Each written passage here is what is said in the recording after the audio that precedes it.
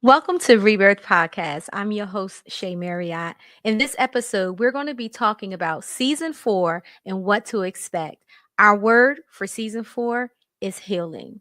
Make sure you like, share, and subscribe to Rebirth Podcast. Out of the ashes we will soar to a destiny we can't ignore. Heartbeats echo through the night with every dream and endless flight. Together strong, let's break the mold. Our rebirth is stories told. It's time to renew, rebuild, restore. Unlock the dreams we've been waiting for. Rise up higher, more and more. With every breath, a new dawn's roar. Welcome to season 4. Welcome back, everybody. I am Shea Marriott. I am the host of Rebirth Podcast, and thank you so much for tuning in tonight. I'm so excited for season 4. Listen, it's going to be an amazing season, okay? I promise we will not disappoint. Now, as you see, I am here all by myself, okay? We said goodbye to Eli last week and we wish him well on his journey. He is starting his new podcast and I'm so supportive of it. I'm so excited. But we will be doing some future collaborations. So if you're looking for Eli, he is no longer with us, but he will be joining us in the future for future podcasts and also some outings that we're going to be having, like the Rebirth Meetup. So once again, welcome to Rebirth Podcast. I am your host, Shea Marriott. I first want to thank everybody, man, for 2024 was just an amazing season. Okay, we had an amazing season. We had a Rebirth Meetup the first time we did last summer in July, and it was an amazing time. This year, we're actually going to be coming back February 8th for the Rebirth Meetup Part 2. It is going to be at the Marketplace Gallery. So if you have not purchased your tickets, please go to rebirthu.com and secure your tickets because it is only going to be a limited amount of people that we are opening this up to because we want to keep it nice and intimate. Okay. And the things that you can expect there is some networking, some music, a nice dessert bar, some drinks, and just mingling with like-minded people. Really great conversation. And I think we're probably going to jump on and do a little bit of podcasting as well. So you can look forward to seeing Eli there. You can look forward to seeing Corey there, aka the Thinker. And we're just going to have a really good time. So again, go to rebirthu.com and purchase your tickets. So once again, welcome to Rebirth Podcast. You can join us here every Monday night at 7 p.m. And Rebirth is a place where we normalize conversations surrounding mental health, relationships, and just overall just making ourselves better. You know, the importance of empowering ourselves and empowering our communities and people that look like me to make sure that it's okay. They know that it's okay to talk about the hard topics. Those are the things that we really want to normalize. So as we go into the new year, one of the things that really comes to mind for me is healing. And I think that is going to be my word for 2025 for this season is healing.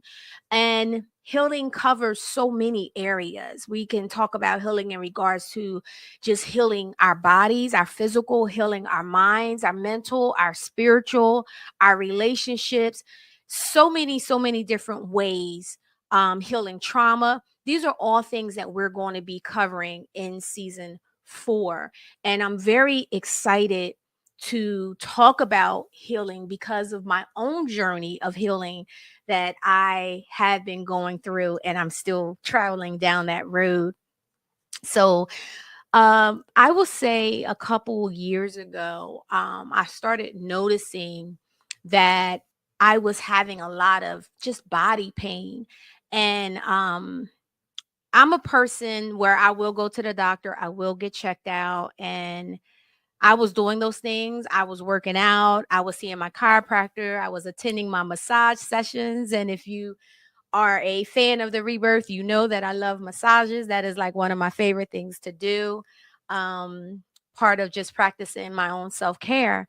And my pain level just kept increasing and increasing. And I did not know what was going on. I would go to the doctors and, they would tell me that my blood work, everything was coming back okay. So then at some point, they just end up diagnosing me with fibromyalgia. Now, those of you that are not familiar with fibromyalgia, it is basically um, it's a pain that's all over, like a aching nerve type pain, and it's brought on by stress, and there's no blood work or blood test that you can take to say this is fibromyalgia. What happens is they rule everything else out. And once they rule everything else out and they can't find out what's going on, what's causing your pain, then they will say it's fibromyalgia. Now, over the years, I had this in my mind. Okay, I have fibromyalgia. I got to make sure I take care of myself. I got to make sure I'm paying attention to my stress levels, because there would be moments that I would just have pain all over.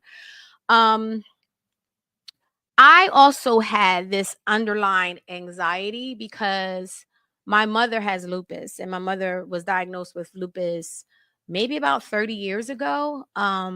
And during that time when she got diagnosed, the doctors only gave her like 10 years. And my mother is still here with us. She is 74 years old. So when I tell you that yes, the doctors may say certain things, but God always have the final say. He does. And so my mom was always worried that I would end up having lupus, and a lot of our symptoms were the same. But I just felt like, you know what? If that's the case, I see how you managed it. I see how you got through it. I see your strength, and I'm going to follow that path because she's my shero, right? I've seen my mom just accomplish so many things, with having lupus. She did not use that as a crutch. If anything, it empowered her. So that's why I kept moving through my pain and kept going and kept working and kept doing the things that I needed to do because I saw my mom do it. So fast forward, um over the last year, my pain has increased. It had increased really, really bad, to the point where it was starting to affect my mental health. And as a therapist, it's very easy to tell your patients to, practice self-care and to, make sure you're doing these things. But sometimes we don't always apply those things to ourselves. So I could hear myself telling my clients to, hey, take care of yourself, making sure you give yourself grace and, make sure you schedule in some self-care time for yourself. And I wasn't doing it. I wasn't doing the same thing. I mean, I would have my moments, but last year, 2024, was a very, very busy year for me. All good. Everything was good. The things that was happening, absolutely blessings after blessings. But I really didn't have that time to just, sit back and try to take care of myself the way that I needed to. Um, so fast forward, I noticed that I wasn't able to move around without having chronic pain. Every day, every night, I was constantly in pain. I couldn't sleep. I was sleeping maybe about 2 or 3 hours a night, and I would get up and go right into my sessions and be in sessions all day. And then, again, I'm hurting. My body is just hurting. So, after going through several tests and seeing the doctors and stuff like that, I made a decision I was going to stop going to my chiropractor, which I've been going to a chiropractor for over 25 years. Okay, I highly recommend it, but for me, it wasn't making me feel better. I started to feel like I was getting worse. um One morning I woke up, and I want to say that this was before the Rebirth Live. Yes, it was before the Rebirth Live, which happened in October. I woke up, y'all, and I could not walk. I mean, my right side, it was so scary. I could not walk. I immediately fell to the ground. And my youngest son had to come in and lift me off the floor. Now, in my mind, I'm like, now this is not no fibromyalgia. This is more. There's something else that's going on, and I need to get to the bottom of it because um after that episode, I was not able to walk for about a week and a half, and it was really, really scary. Thank God I work from home. I was still able to meet with my clients, but even in my sessions, my clients noticed that I was in so much pain. So I decide to go ahead and see a neurosurgeon. Now, this was after having 2 rounds of um, cortisone shots done in my back that actually did nothing. It did nothing at all. It did not help me at all. So I end up going to a specialist, a different specialist, and he ran so many tests on me, and I'm so grateful and thankful. Um, Although it was a pain in the butt to do all of those tests, I'm grateful that he was very thorough. And what we found was that I had 2 bulging discs. I also had spinal stenosis. And spinal stenosis is the narrowing of the spine. And what was happening was my lower, and it was the lower back, my spine was narrowing and it was crushing my nerves. It was squeezing my nerves together, which was causing me to have shooting pain down my right leg, um, into my buttock, down into my right leg, all the way down to my foot. At some point, I even lost feeling in my right foot. But you guys probably didn't know that because I was still recording. I was still doing the podcast. I was still doing all the things that I needed to do. But inside, I was in a lot of pain and I just was not happy. And I was starting to feel myself falling into like a state of depression because, again, I wasn't sleeping at night. Um, so I decided that my quality of life was important. And in order for me to continue to move forward and do the things that I needed to do, I needed to make a decision if I was going to have surgery or not, because that was recommended. And the doctor had told me at that time that if I did not have surgery, it was going to move down into my left leg and I could possibly lose mobility and maybe find myself in a wheelchair for the rest of my life. And that's not something that I wanted for myself. So I just want to talk a little bit about when you do start to share information with people, because I had to let people know that was close to me that I wasn't feeling my best. I wasn't doing well. And that was hard for me because I'm a person I always try to put my best foot forward. I'm always smiling. I'm always just trying to be happy and look at life. Life is good. And I still believe that and I still feel that. But when you're not sleeping and you're walking around in pain, and there's a lot of people expect so much from you, whether it's from my clients or from friends or family, it was hard to live up to all of those expectations. So I had to let people know I wasn't doing well. I'm not good. And it's okay. And I want to encourage you, those that are watching or listening, that it's okay to not be okay. And it's okay to ask for help. And when I begin to let people know around me that I wasn't okay, that I wasn't good, um, they leaned in and they helped me in ways that I'm so grateful for. And sometimes that can just be something as simple as, like, especially when it comes down to, the shows and the podcast, you guys don't really get a chance to see what's going on behind the scenes and all of that.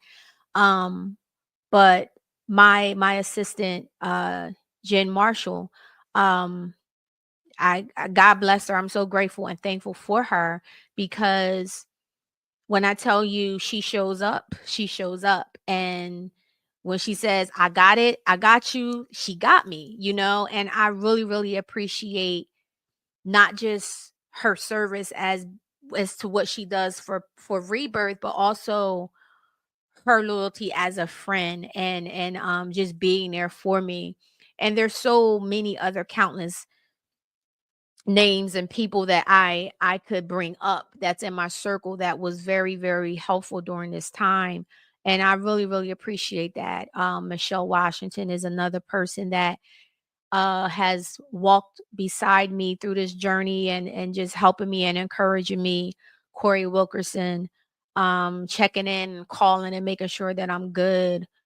I really appreciate them them showing up for me, my family, my kids, my fiance.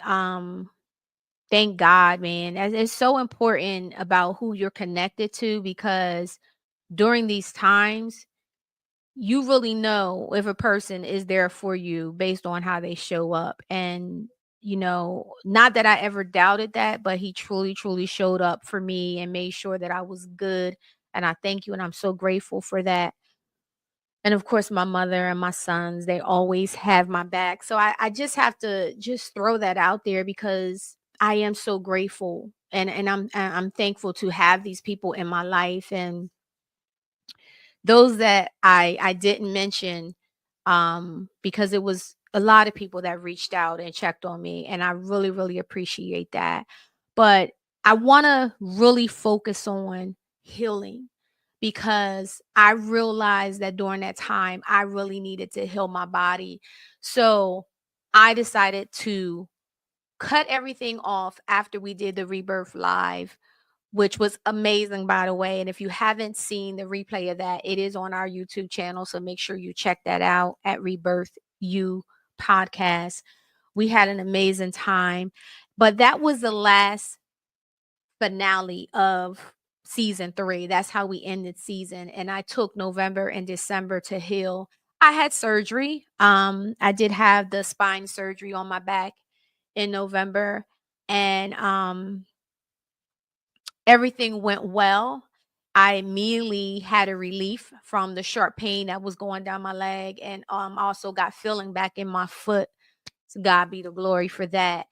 But I am still healing, and it is going to take some time, but I want to share that healing journey with you, because I know there's other people out there that may be going through something, going through some type of chronic pain, or may need to make a decision on a surgery or whatever it is.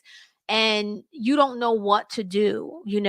I know for myself, I had a lot of people chime in and tell me, hey, don't do back surgery. You'll regret it. Da da da da da da this. And I'm just like, well, how can I live the rest of my life like this? Right. So I had to really shut down the noise, and I had to really make this decision for myself, and it was just like, Shay, do you want to continue feeling like this? Do you want to continue having this quality of life, not really being able to do anything or go anywhere, because you're in so much pain? And the answer was no. So I did choose to have spine surgery, and I'm doing good, y'all. I'm doing really, really good. I am still healing, but I'm doing good. It was crazy, right? Because I was on a walker. I was on a walker. I was on a walker for a little bit. I was on a cane for a little bit. But you didn't see me. Y'all ain't see me out. I was in the house. But it was all good. But I had promised myself I only have a limited time to be on this walker, and I was going to move on from that, and I did. So I am walking around, I am moving around. I still have some restrictions on me, but slowly but surely I am getting back to myself. So with that being said, it was so important for me to look at my word for this season, and my word is healing. And I want to talk to you a little bit about healing tonight. What does healing mean to you? What is it that you need to heal for yourself? Have you had the opportunity to really think about that and really focus on it? Um, this will be a good time for you to possibly maybe just grab some paper, pen, something that you can take some notes on, because I want to make sure that every episode moving forward, that you will be able to walk away with something for you to study, to ponder on, whatever that is. I want to make sure that I deliver that to you. So take a minute, pull out your phones or grab something that you can write in and take some notes about healing and what that looks like. So I hope you don't mind. I did put down my talking points on my phone because I didn't want to leave anything out. And I just want to share this with you guys. So the first thing about healing is I want you to understand that healing is non-linear. Healing doesn't follow a straight path. There's ups and downs, and there definitely was ups and downs on my healing journey. Progress may feel slow, but each step forward is valuable. Each step forward is valuable. So give yourself grace. Be patient with yourself. Embrace setbacks, and you're going to have setbacks.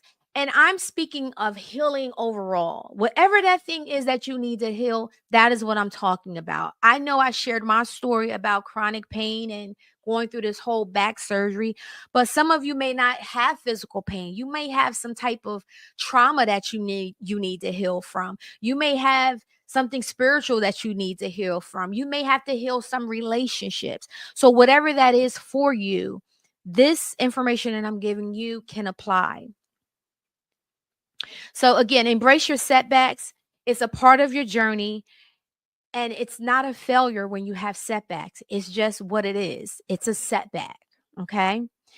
Healing requires self-compassion. You have to be compassionate with yourself. We're good at being compassionate or showing compassion for others, but we kind of fail ourselves at times. We expect us to be these superheroes and to be able to bounce back. You know how many times I had to say to myself, be patient, Shay, be patient. Or my assistant will remind me, what are you doing? Oh, I'm trying to clean up. Sit down somewhere. You shouldn't be moving like that. You shouldn't be bending, right? Because I'm going against all the restrictions that my doctor has said. But just being patient with yourself. So sometimes we just have to just be still. Just be still and allow yourself to just heal. Recognize the importance of getting your rest and the self-care. I didn't really realize how tired I was, y'all. I'm telling you, I did not realize how tired I was. 2024 kicked my butt until I actually had the opportunity to do nothing. So when I had my surgery, I wasn't working, I wasn't podcasting, I wasn't doing anything. It gave me time to just really sit with myself, right? And be still. And it's crazy because in the stillness, I felt guilty. I felt like I needed to be doing something, like I should be doing something, right? But no, the only thing I needed to do was just rest and be still and relax and just try to take care of myself.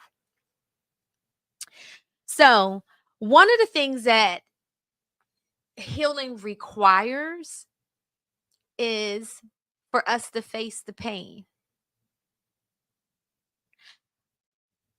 Season 3, I said this a lot during our interviews, and one of the things that I said was we can't heal from what we refuse to acknowledge.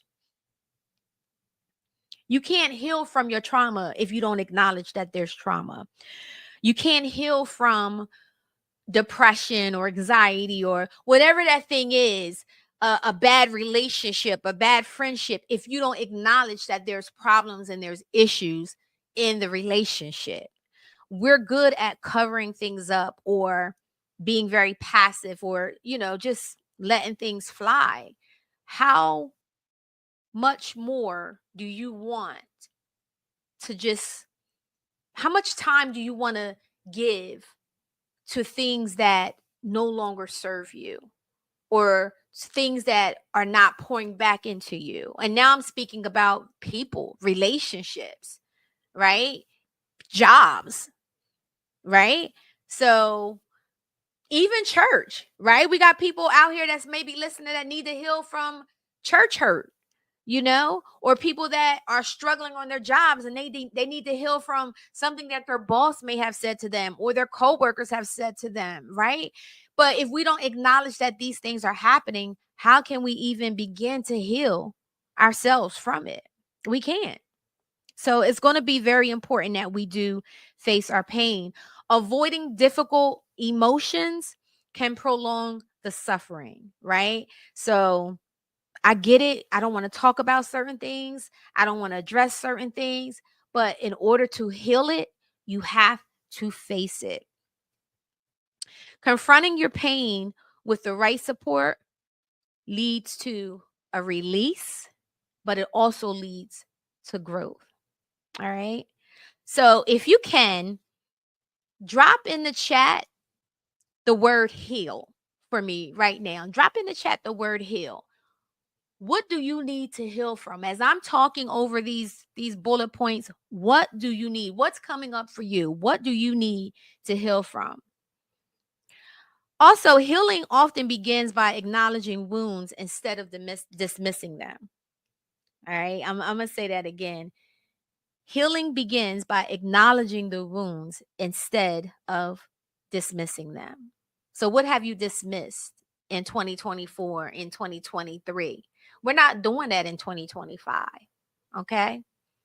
Can somebody say heal for me? Put it in the chat, the word heal. The other thing about healing is it's holistic. All right? Healing is holistic. True healing addresses the mind, the body, and the spirit. Physical well-being and spiritual grounding all contributes to the process of healing. Healing is holistic. Small daily habits like journaling, meditating, movement can foster a longer change. All right? So although I have restrictions and I was very limited with my movement, I try to do something. I went to the gym, y'all, last week. Now, prior to my surgery, I would go to the gym 3 or 4 times a week, or I would go to the park and I would walk. I went to the gym and I only could do 20 minutes on a treadmill and I had to stop. And I got so down on myself because I wasn't used to that, right? I'm used to going in, doing about an hour workout and having a lot of energy and still being able to come home and clean my whole house if I wanted to do that. 20 minutes, y'all. That was it. I was like, I'm done. It's a wrap. But I'm going to keep going. And my 20 minutes will keep going to 30. And my 30 will go to 40. And we're just going to keep increasing until I'm back to where I need to be. So I hope you're taking notes. I am wrapping up, and but I want to get through these because it's so important for you guys to understand this. Another thing is rebuilding trust. So when we talk about healing, healing is about rebuilding trust as well. Rather, it's rebuilding trust for yourself or rebuilding trust with others. Rebuilding trust with yourself and others is essential. This includes trusting your own decisions, your boundaries, and your intuition. And trust me, we are going to have a conversation about boundaries. And actually, I think I'm going to invite the thinker Corey Wilkerson in with me on that particular episode about boundaries, because we had a conversation about that, and we definitely want to share this with you guys. So healing fractured relationships may require communication, forgiveness, and time. So I want you to think about that too. Now, when we're talking about relationships and healing relationships that are fractured, you also got to think about forgiveness. You got to think about time, and you got to think about the communication of that whole process. One of the things that healing creates is growth. I've learned so much about myself during this time, spending time with myself, having that downtime to be able to process what's going on in my body, understanding what's hurting in my body, what areas, and how it's even helping, how it's showing up mentally, right? Because it affects you everywhere, not just your body, but also your mind. Okay. Um, as you heal, you rediscover parts of yourself that may have been hidden or silenced. Healing opens the door to personal development and new possibilities. All right. Who's ready for some new possibilities in 2025? Put it in the chat. Are you ready for some new possibilities?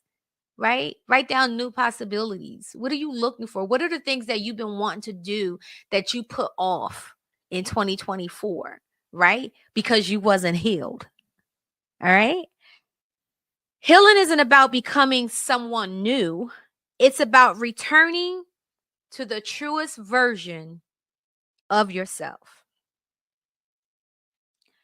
It's not about becoming someone new, but it's returning to the truest version of yourself. Okay, so let's talk about community, because community plays a role in healing. I hope y'all following me. If you follow me, let me hear it. Let me put it in the chat. Say yes, I'm following you. Healing doesn't have to happen in isolation. Safe and supportive communities provide the strength needed to heal. So, what am I talking about? Sometimes people are not good by themselves. Sometimes being isolated worsens the issue, right? So if you are that person, then community, what's in the community that can possibly heal you, right? For our church girls, people that go to church, people find healing by being in church, by being in fellowship, right? So what are some other things that you may find healing from? What's in your community? What are some of the things? If you know, drop it in the chat. So the first thing comes to my mind is church, right? Because a lot of people go to church looking for some type of healing, some type of relief for themselves, whatever it is that's going on with them. So another thing is healing requires boundaries. All right. What am I talking about?